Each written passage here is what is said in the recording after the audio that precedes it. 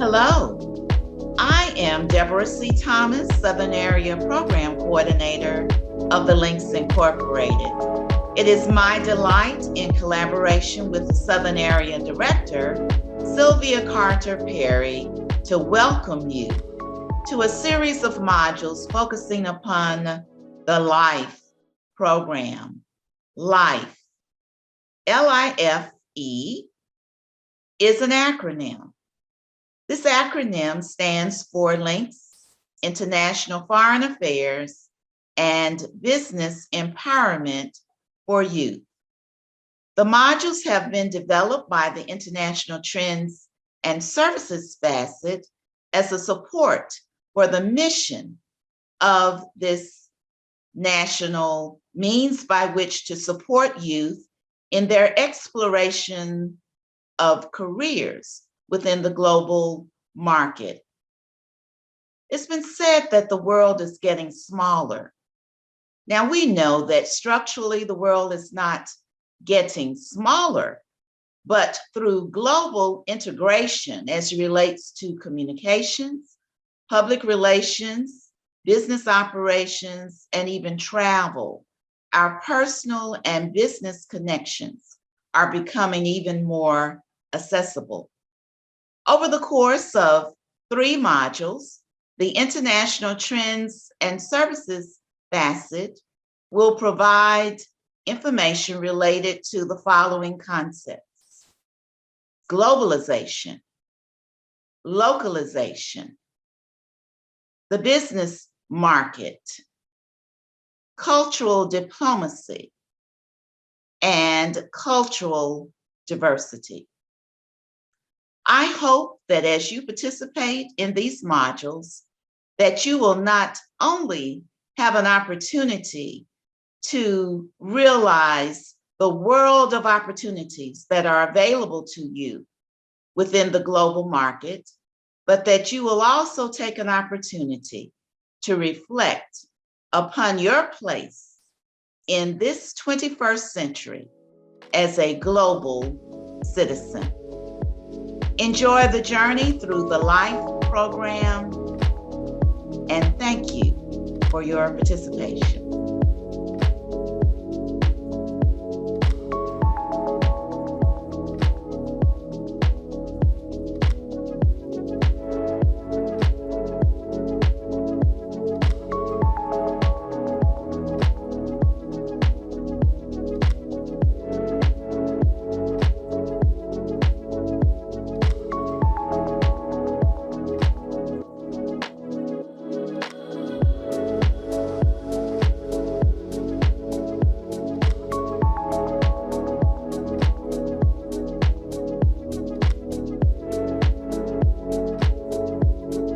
When I created the L.I.F.E program, it was my desire to mentor up. I've worked for over 15 years in international marketing and communications for the cosmetic industry, and very rarely, if at all, saw people that look like me. So because of that, I wanted to create a program that would let minority students of color know that they had opportunities and could realize many new jobs and many new opportunities abroad. I took this idea to our Eastern area, and our Eastern area director introduced a conference at the Ralph Bunche Center for International Affairs at Howard University. And we invited all 78 chapters in the East to attend and had their input on the program. So we launched from there, and it was very successful in the East. I then became the National Director for International Services, and I introduced at the Seattle conference the L.I.F.E program to the entire Links organization. And at that time, many chapters took the program and ran with it. The program subsequently became a signature program. It is very exciting to note that we're now expanding to the South, and it is something that I'm sure will take off very well. These three key things that we must always remember in launching this program is that the goal is to introduce children of color to the opportunities in international business and foreign affairs. The target are students in 10th and 11th grade who are aspiring to go to college, but do not have to be the top student. We will take students who are interested and have a desire to learn more about international. And long-term objective is that we would create a pool of qualified students and who would be able to pursue careers in international affairs as diplomats or in business and various other capacities internationally. So we have a partnership under the L.I.F.E program that is created, and it's an initiative that involves the schools, the high schools, the college, and local community businesses who can also support the program, and maybe at one point provide internships and long-term opportunities in their particular area. So with this in mind, we wish you luck and doing a wonderful job, which I'm sure will be the case in the South. And I really, again, thank you very much for this opportunity to speak to you about this program that I created so long ago, but is thriving, and I look forward to it thriving in the South.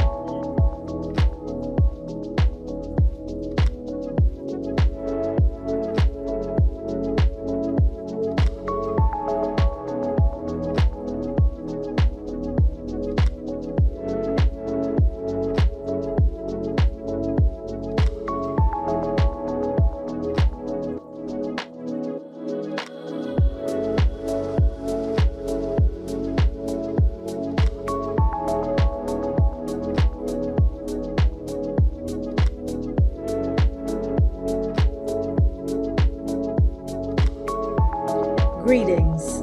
I am Brenda Belcito, and it is my pleasure to briefly introduce you to the term globalization. The common use of the term began in the 1980s.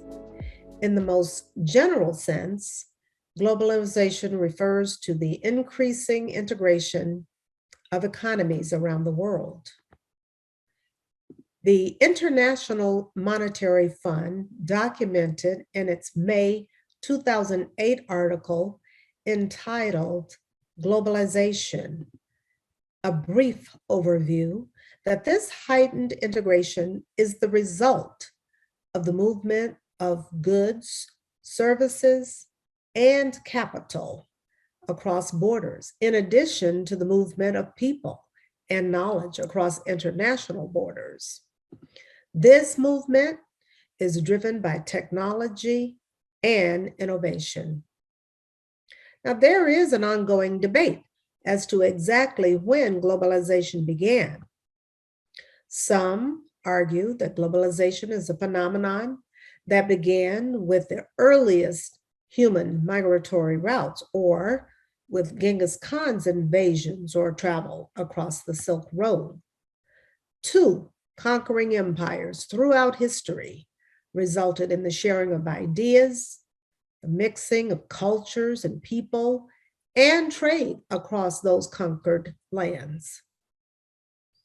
According to a National Geographic Resource Library encyclopedic entry, many even believe globalization began during the Age of Exploration, when the Europeans in the 1400s set sail across the Atlantic while looking for shorter spice routes to China and to India.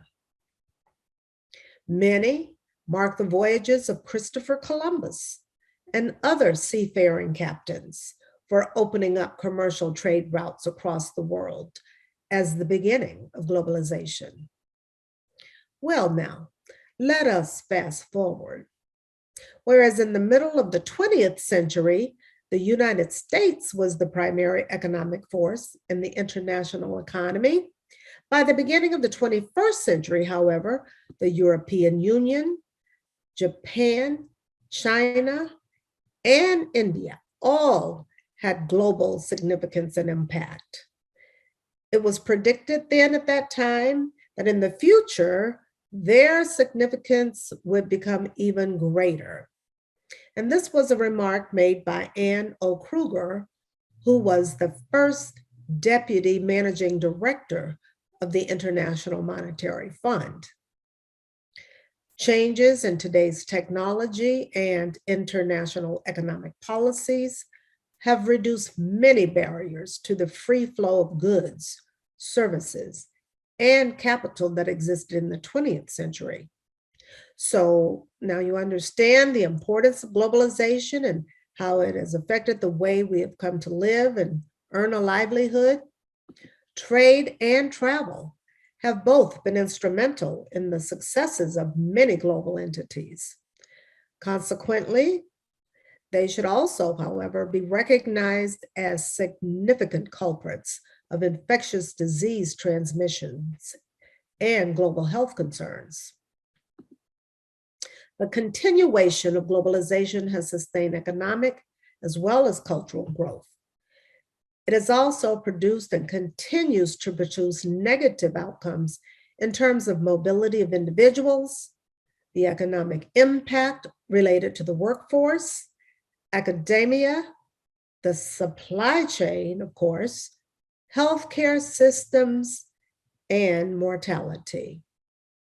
So, as I said at the onset of this presentation, this is only a brief introduction to the term globalization. I appreciate your attention, and it is now my distinct honor to introduce Kiana Aaron Mitchell, who will speak with you about the term localization. Thank you.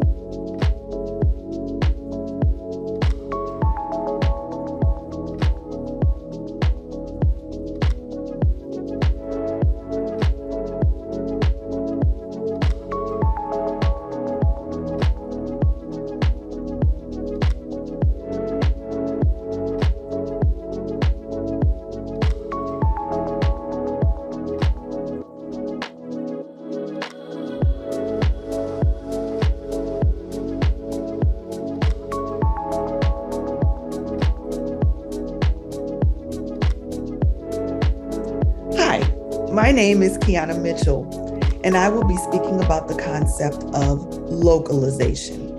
Localization is defined as the adaptation of a product or service to meet the needs of a particular language, culture, or population.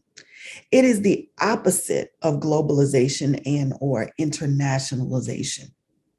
As you just heard, globalization is when a product or service is designed so that it can potentially be adapted to various languages or regions. Localization, on the other hand, is the adaptation of an internationalized product for a specific region or language. It is the process of adapting a product or service from one specific locale to meet the requirements of another specific locale or market. When localizing, you must take different cultural values into account, as some countries will resonate with one thing while other countries will not. For example, yellow is a bright and positive color in America and the UK, but in France, they associate yellow with jealousy, betrayal, weakness, and contradiction. In the 10th century, the French painted the doors of traitors and criminals yellow. In order to explain the concept of localization, I will share examples of two attempts made by KFC to localize their products. One attempt was successful and one attempt was unsuccessful. KFC had an unsuccessful attempt at localizing in China in the 1980s. Their catchphrase, finger licking good, was poorly translated in Chinese to eat your fingers off. This set KFC back in the Chinese market. They were able to recover with the successful localization attempt. In America, we all know KFC stands for Kentucky Fried Chicken, but in China, a decision was made to enhance the menu with foods such as Chinese porridge, traditional Chinese breakfast breads, and a variety of rice-based dishes. This allowed for younger people to try a new American meal while their older parents could focus on more traditional meals. This is just one example of how those who choose careers in international business and/or foreign affairs will need to be mindful of cultural differences when localizing or globalizing their products or services. At this point, you should have received a worksheet which accompanies the remainder of this introductory module. And you will now be presented with a case statement on something we are all unfortunately too familiar with, COVID. You will then hear from speakers that will share their experiences in healthcare, business, and government from both the local and global perspective. It is our hope that by the end of this module, you will understand both of the concepts, localization and globalization, as preliminary preparation for the next two modules, which will explore careers in international business and foreign affairs more in depth.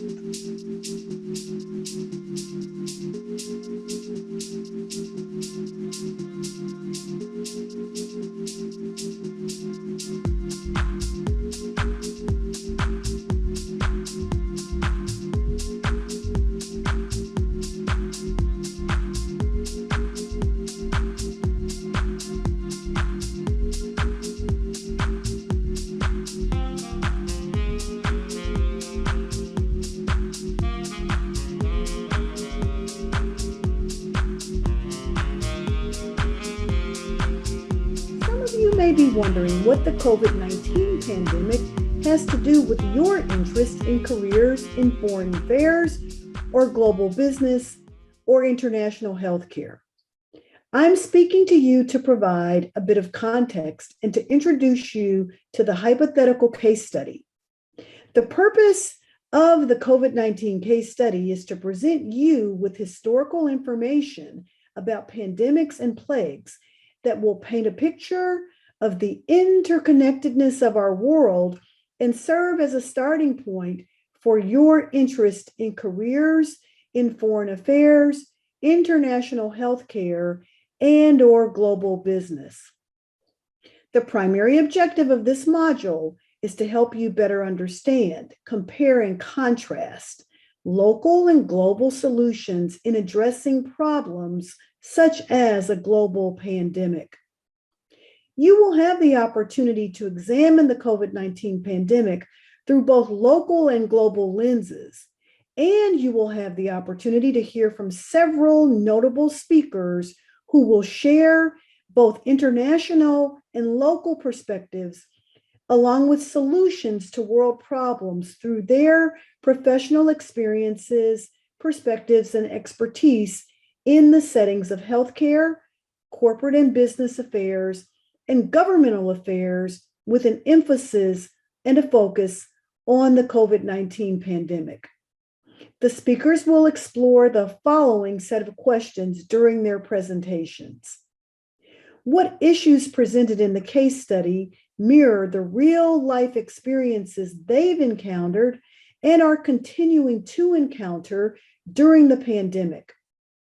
What are the biggest challenges in their respective fields related to the pandemic, and how are they and their teams working towards solutions? And finally, what advice do they have for students who are considering careers in international healthcare, corporate and business relations, and/or foreign affairs? So students, grab your passports, fasten your seatbelts, and let's begin this exciting career exploration journey.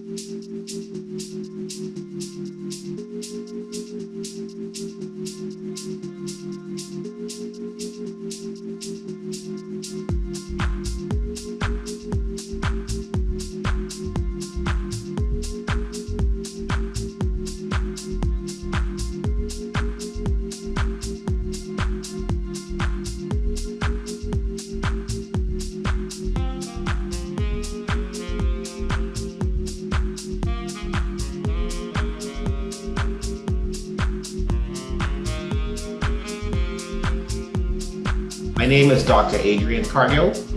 I'm a pulmonary and critical care specialist and ICU director at a community hospital in the southern United States.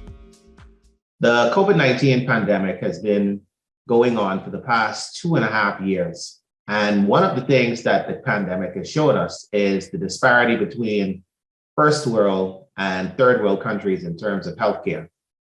It has affected our governments, it has affected finances, but arguably the biggest effect has been on healthcare in general.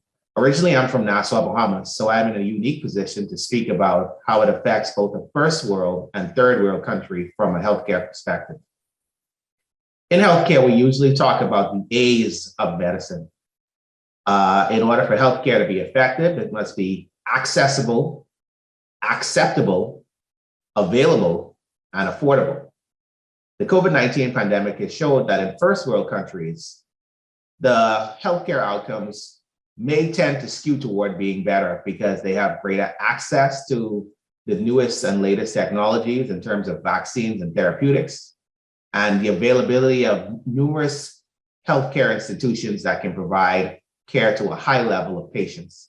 But even first world institutions have been affected due to the large number of cases, especially that's seen with the Omicron variant that's currently surging throughout the world. Third world countries tend to be negatively impacted due to the fact that their healthcare systems tend to be not as advanced as first world countries, and the availability of vaccines and other therapeutics are severely limited due to financial costs. In fact, one of the thoughts of the World Health Organization is that the current pandemic is being driven by the lack of these modern resources in third world countries, because most of the variants that have occurred, except for the Alpha variant, have occurred or started in third world countries. One of the things that we need to think about is how we transition from a pandemic part to an endemic part to where we're living with COVID-19 on a regular basis. There are 4 parts to approach this. The first part is we have to define the new normal. We have to set targets that would be acceptable for us in terms of this new state of living with COVID. So we have to basically determine what level of burden of disease can we live with, and we have to build a wide consensus around this goal. The second part is to track progress, and we need to monitor this through setting targets. What level of cases, what level of hospitalizations, what level of deaths would we be able to live comfortably with before we have to set an alarm threshold? And we have to track the progress of new hotspots and new outbreaks with sequencing and good contact tracing. The third step is we need to limit illness and death. We need to formalize the process of developing vaccines, but more importantly, we need to look at an approach where we develop therapeutics that actually stop persons from becoming infected with COVID on the whole, as opposed to just limiting the chances of them having severe illness or death. And finally, we need to look at ways in order to slow transmission. We've heard this over and over again, to follow the current and available public health methods: wash your hands, social distance, wear your mask, limit exposure to areas that are high risk, limit exposure to indoor settings where persons congregate, such as bars and gyms, and to define a safe place where you can take off your mask and be comfortable without fear of a high risk of transmission. And once we define these 4 targets, we'll be in a better position to live with the new normal and live with COVID-19 in an endemic phase. Thank you.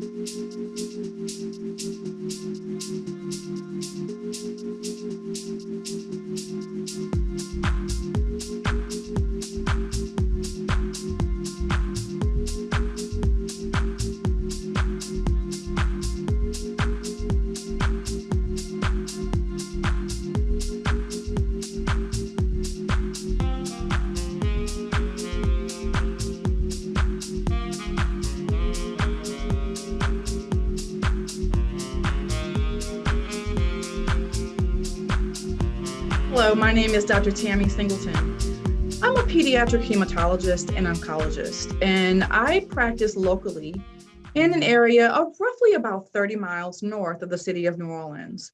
I have a specific interest in coagulation, rare anemias, where I'm really described as a benign hematologist.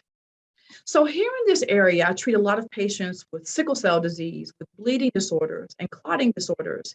And we are a specialized, federally funded hemophilia treatment center. The pandemic really significantly changed everything for us. We were forced to explore some local solutions. What do we do now that we're in the midst of something that was very novel and sort of a phenomenon in our community? Well, there's some treatment changes that we had to put in place. We established what is basically like a war room. We reviewed patient files to try to see patient by patient, how could we preemptively treat patients, treat their underlying condition, and perhaps keep them out of our emergency rooms and hospitals. We went case by case with sickle cell patients, with hemophilia patients, other patients with bleeding disorders, other patients with clotting disorders, to try to do everything we could to keep them as healthy as possible. That meant that we provided medications that could be used at home. Even in the middle and very early times during the pandemic, we would wear protective gear, and we wanted to make absolutely certain that patients with these rare disorders had an opportunity to seek emergent care. We infused patients here in our center, again, doing everything we could to keep them out of the emergency rooms, out of the hospitals, and safe, especially before there was a vaccine that was made available. Virtual visits, that was the foundation of everything. We wanted to do them for quite some time, but it was pretty complicated to implement them. They have literally been life-saving for patients. We are able to see new patients in the area. We're able to intake patients that have very rare conditions. We're able to follow up with patients that we've known for some time, saving them a trip, saving them from exposure to COVID-19. Virtual visits are here to stay. They've basically revolutionized how we treat patients, but those virtual visits were probably the single most important tool for me as a local provider. When the vaccine became available, it was important that we try to do our part to educate all of our patients regarding the importance of receiving the vaccine if they were eligible. We vaccinated many patients, but we still had patients who were very afraid of receiving the vaccine. For those patients that were afraid, we tried to establish what the reluctance was, what the hesitancy was, to see if there was anything that we could do to help them to move past that fear. We typically use facts to fight the fear. After business hours, we provided sort of like a vaccine on wheel service. I would go around typically providing anywhere from 6 to 12 vaccines an evening to patients who were reluctant or afraid to actually walk into the office to receive the vaccine. So I went to them. In addition to those things that I just mentioned that we did, so the virtual visits were very important, treating patients to make sure that we prevented everything we could, making sure that we had medications available to treat their underlying condition. We had problems with supplies.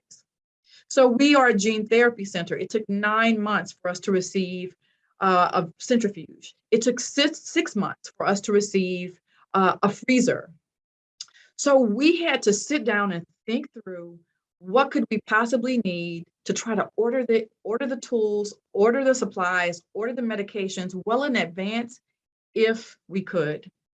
And finally, by doing all of these things, we really helped to support our local healthcare heroes, our emergency room staff, doctors, physicians, nurses, the staff in all of the hospitals, doing our part to try to treat patients locally to keep them out of the hospitals if we could. The final story I'll close with, and which kind of illustrates why this is so important. I had a brand new diagnosis of a pediatric leukemia. So that was a patient, that was a child that was presenting for the very first time with leukemia.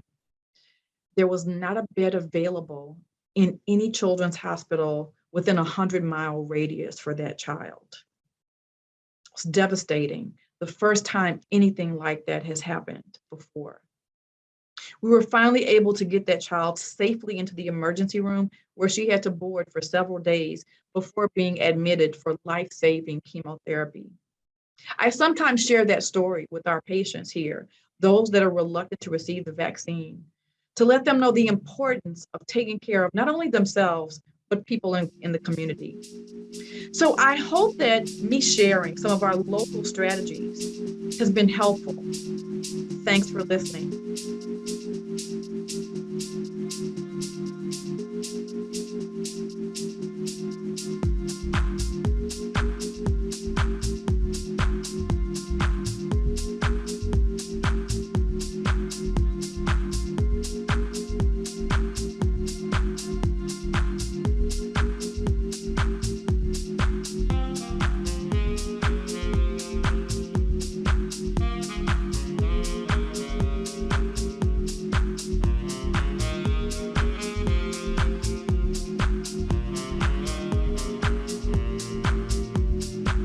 I'm Yolanda Cash Jackson, and I'm a lawyer and a lobbyist.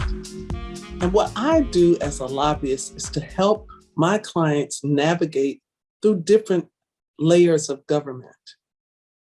Sometimes I do local, sometimes I do state, and sometimes I work internationally. And during this last few years with the pandemic, my clients have been affected by many, many aspects of COVID-19. There are several areas that were particularly touched. One was immigration. And so my clients wanted to make sure that their workers could come from one country to the other. And some of that was limited by COVID-19. And I helped them navigate that. See, COVID-19 was something that was a global, truly a global pandemic.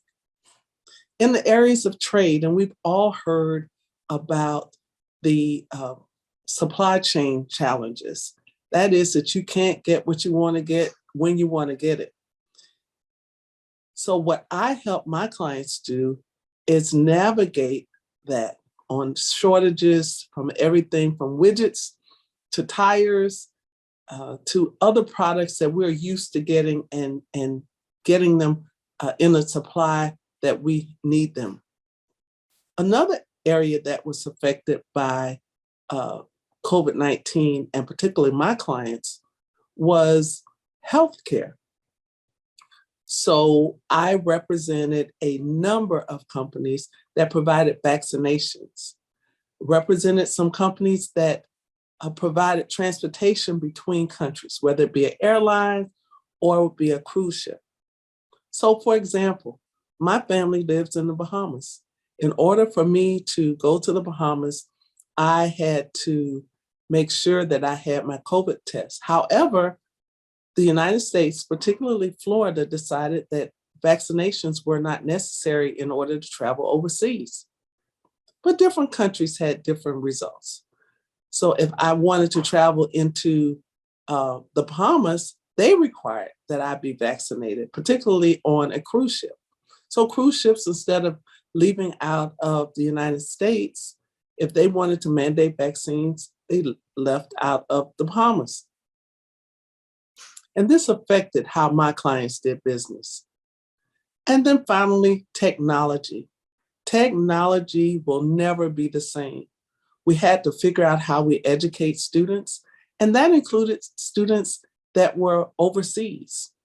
So that broadband and the ability to communicate via the internet became more and more important.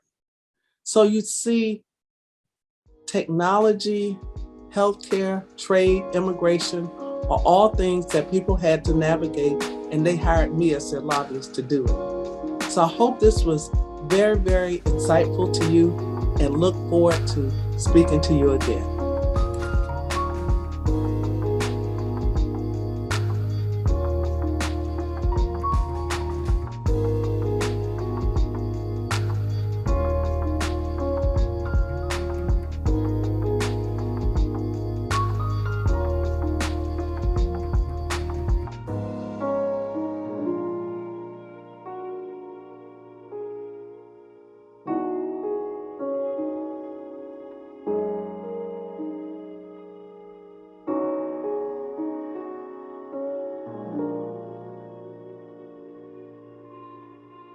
Hello, I am Hope Goins. I am the staff director for the United States House of Representatives Committee on Homeland Security.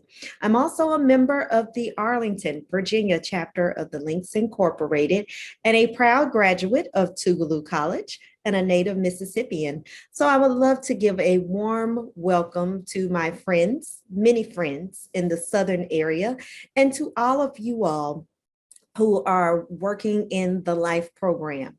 It is important as we look at COVID-19 and at your case study to remember that COVID-19 was not something that just originated in the United States. It is a global pandemic, so we need to look at it from a global perspective. In my job, one of the things that we are constantly monitoring and still monitoring today, but when COVID first began, was where is it coming from? Travel to the United States from other countries, what other countries were doing about the pandemic. How was the pandemic being handled in places like Italy that instated lockdowns very quickly, in places like Europe? What about travel in and out of the United States? Also, from a congressional perspective, we did look at localities and how the federal government was relating to local officials as well as state officials.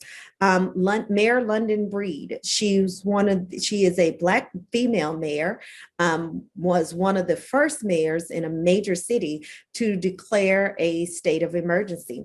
When a state of emergency is declared, that means the locality can tap into certain resources and the state can tap into certain resources and ask for resources from the federal government.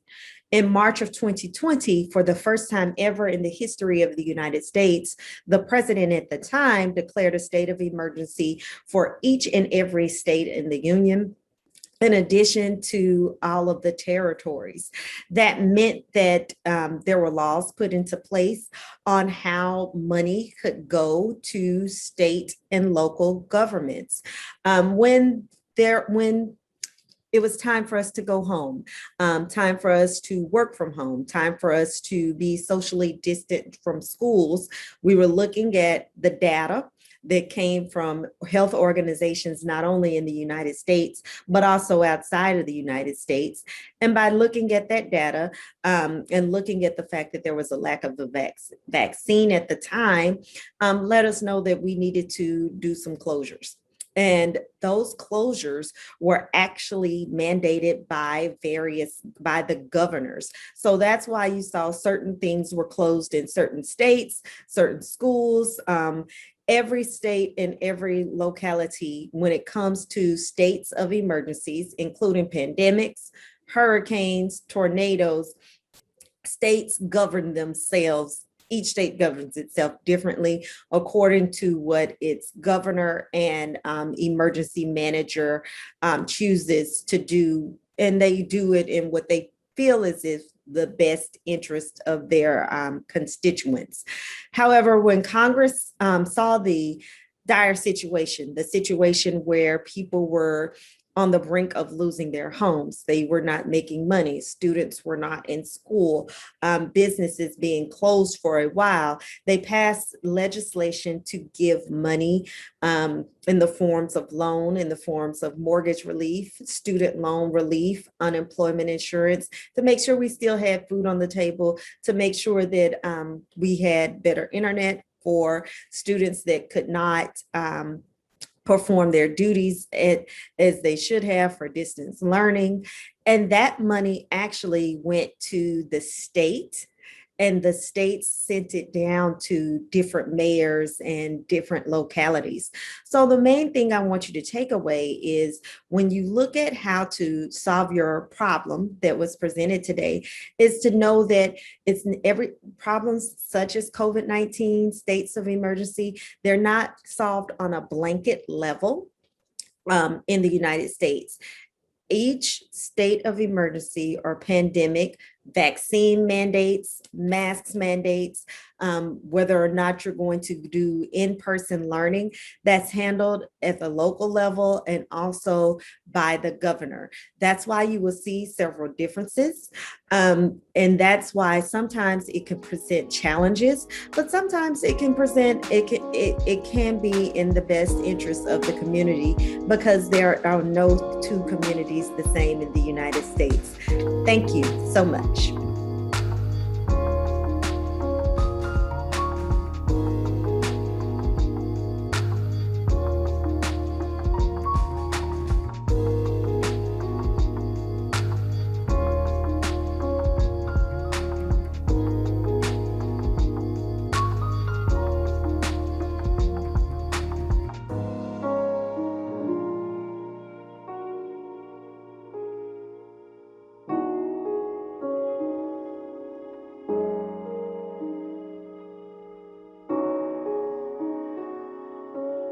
Hello, my name is Fabian Elliott, and I am the Customer Experience Lead for Google Cloud Africa.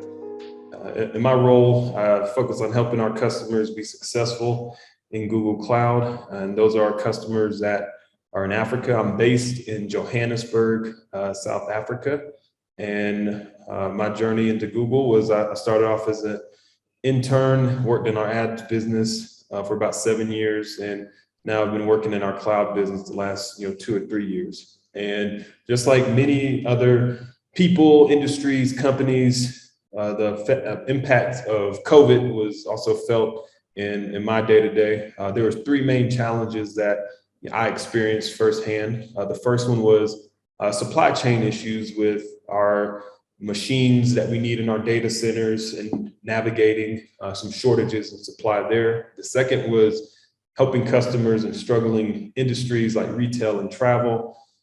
And the third was remote customer engagement. So helping service our customers at the same level as they were used to being able to be in person versus doing everything virtual. And so the ways that we tackled, or some of the solutions that we brought to bear for some of those challenges, were for the supply chain challenges with machines and data centers.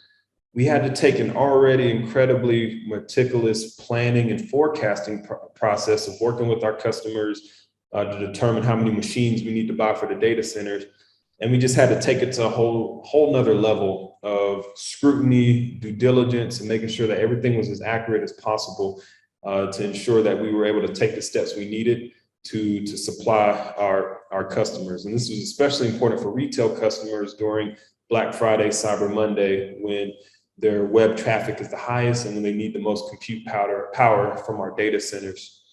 The second challenge was helping customers in struggling industries. And some of the ways that we helped them was through billing relief, because honestly, some of our customers just couldn't pay their bills for certain periods of time. So we had to help support them and navigate some of those challenges, and also put our heads together to brainstorm on sometimes how they could reinvent their businesses and transform their businesses to survive and even thrive in the COVID landscape.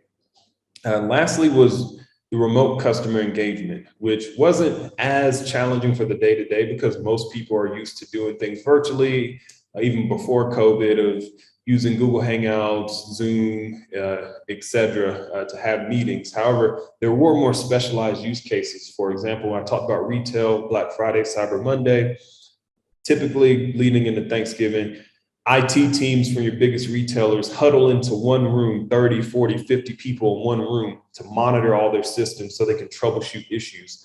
If a site goes down, a CIO, CTO, can lose their job if it goes down during Black Friday. So it's really important. So we had to guide them on some of those best practices for how to still have a successful war room virtually. And I was actually a part of a blog post that we posted on our channels for that. So those are some of the challenges that I saw face to face in my day-to-day that were COVID related and how we navigated them. Now, as far as advice I would give to a student that's interested in a career in international business, the first would be somewhat counterintuitive. And it would be, instead of trying to necessarily focus on being an international business expert. Focus on building core skills and business competencies that can then translate internationally, especially when you're coming out of school initially. It's somewhat tough to be able to have a lot to offer in an international capacity, but what core skills you have can always translate at some point to an international capacity. My next recommendation would be to consider a global firm. A global firm gives you the flexibility that even if you start your career in the United States, having a global network, global access, global projects, you can expand, similar to what I did, starting my career in the US and then using a global firm in Google to now be working internationally is a path that a lot of people are able to take, but it's not always as obvious because you might think that you need to jump directly into an international role or something in international capacity, but there's other ways to navigate and work your way there. So thank you. Again, my name is Fabian Elliott, and best of luck on your career journey.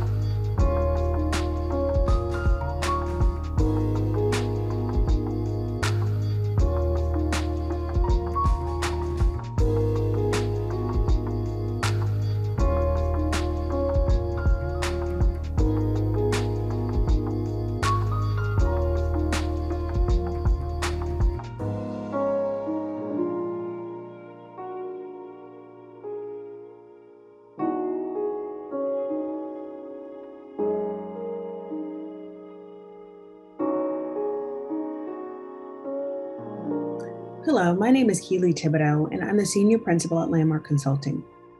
Our firm manages over $700 million of federal funding portfolio for the City of Atlanta and other municipalities relating to COVID-19. We typically support municipalities after a natural disaster by managing FEMA grants compliance, along with the rebuilding projects damaged by a hurricane. One of the biggest challenges we faced at the start of the pandemic was the abrupt stop of work. One of the senior housing repair programs we worked on had to go on hold.